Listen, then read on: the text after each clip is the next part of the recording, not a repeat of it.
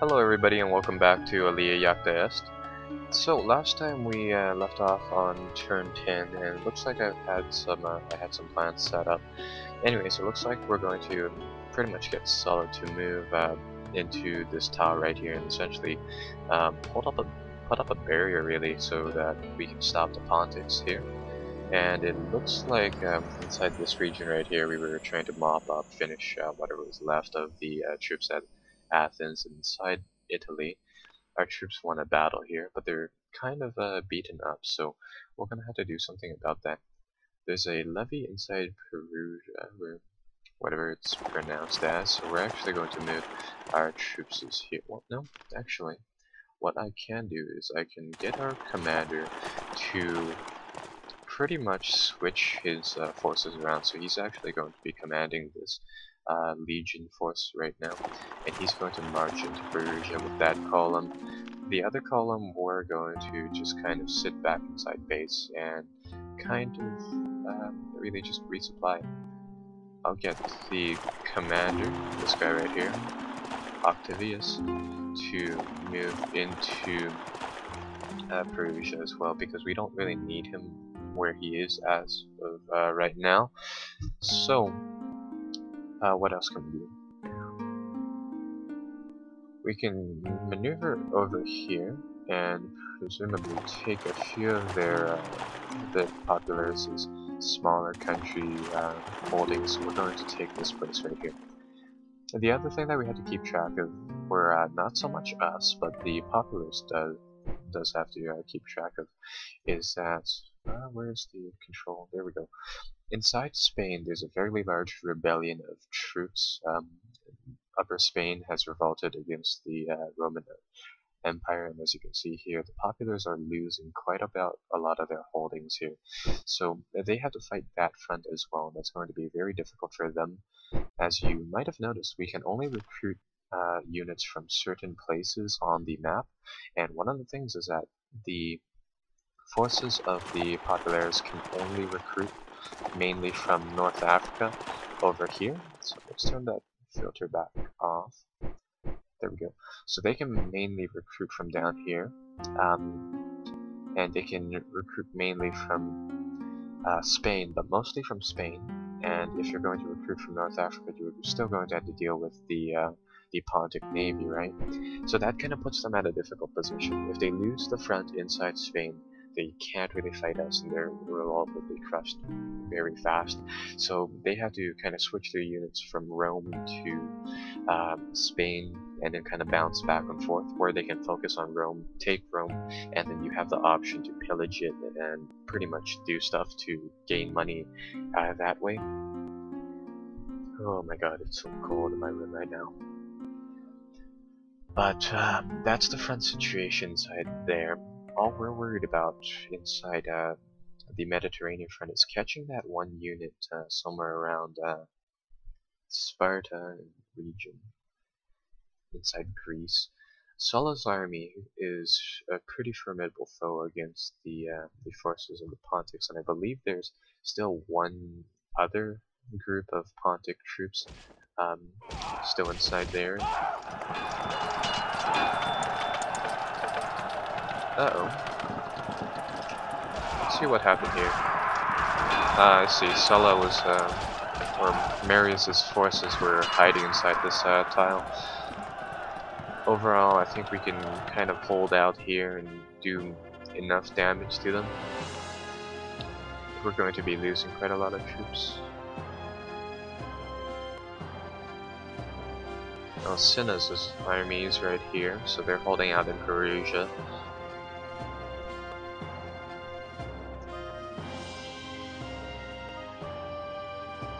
That puts us at a very difficult place. It looks like we're kind of trapped inside this one city right now. Our troops are fully supplied. They're ready for combat. I'll get this corps to join them, so now they have a full stack. They're inflicting a 5% penalty with the entirety of the legions. So that's fine with me. We're going to need a lot more replacements. The number above is the amount of replacements that you need. It's not entirely accurate though, so don't completely go on that 228 while we only have 12 replacements.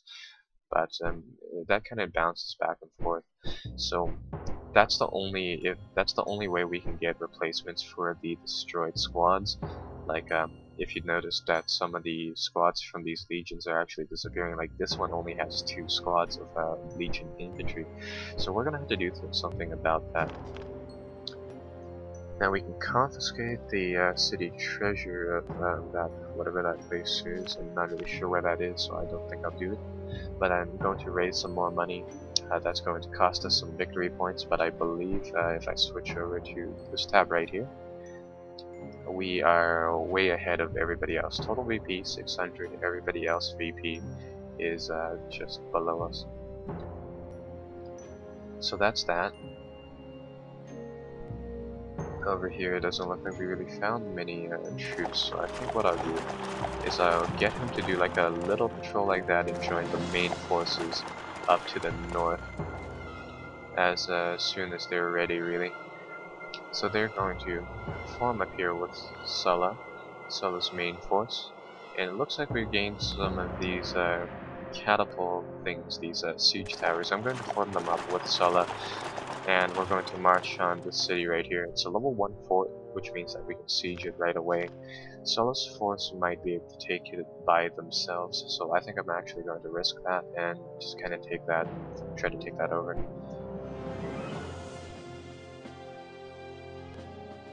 What else? Oh, that is actually perfect. Marius is now dead, so he's the leader of the populares, and that's going to cost him a lot of this morale, national morale, which affects your nation's or factions' overall production. It affects you on pretty much every single front, right?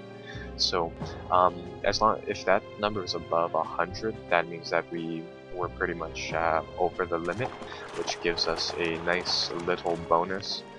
So right now we're at 103, so it goes by 5 point increments. So right now we're not getting any bonus, but if we win at this place right here and back in Rome, then we might see like a little 1% bonus to our units' fighting stats and our ability to produce cash in units, which is pretty cool. Then again, if we lose Rome, then we get hit with like a -40 morale penalty, so that's quite a lot, and I don't plan on losing that city. But inside this scenario, it's very likely that it will happen. That's kind of why I need to destroy that army, Cinna's army right away, so that they cannot march on Rome no matter what.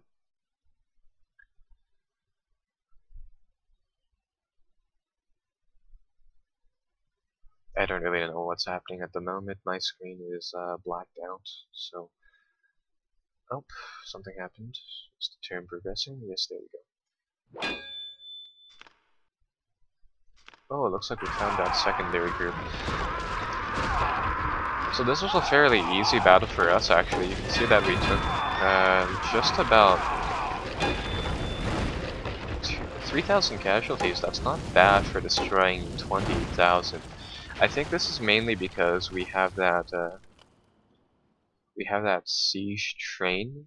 So we have those oops, yeah, we have these catapulte, which are really just siege towers, and I believe this is what won us the victory, because we pressed into a city, right, and that caused major losses for them and pretty much destroyed their army. We get their supply trains, these little wagon things, so now those are under our control. I'm not really sure about the force over here. They keep on evading us. You can see that they lose a little bit of men every time we fight them, but just not enough to completely destroy them. I kind of want to avoid having to have like a few legions here. I'd rather focus on Asia Minor, because when we press into Asia Minor, that's going to cause some major problems for us. Good thing is that we received some more troops. You can see that down here. I know the font is a little hard to read. certain legions have received reinforcements. So these two right here, if you were paying attention to the names, you might have figured out which one actually gained the squads. For me, I know that this one had about like 2 squads, and this one had about 2 squads as well. So that is very good for us. We're sieging this place right here, which is a level 2 fort. And we need some more reinforcements, so we're going to spend all of that money we raised on buying some more of those. And can we finally sell prisoners? Yes, good. If they didn't have that little time limit thing that we could have sold so many prisoners right now. We have 50k of prisoners. And if we could sell them, then that would be just pure liquid profit. Let's take the siege trains back into our control, and let's move over here. Do we only have 2 legions with Sulla? Holy. That is actually fairly risky. I'm not going to do that. So we're going to hold back inside Anthos for now. We're getting rather short on troops. We have some more supply columns that we can bring up to the front, so that'll be very helpful. But I think we're just going to hold there because we do need the legions, the 3 legions that they have command over here, and we need them forward to help out our main force. So we're gonna have to kind of hold up on that front. Over here, I'm just going to have to wait up on this province, siege them. If they sally forth, then they're probably going to get defeated, but either way, we can probably win the fight there.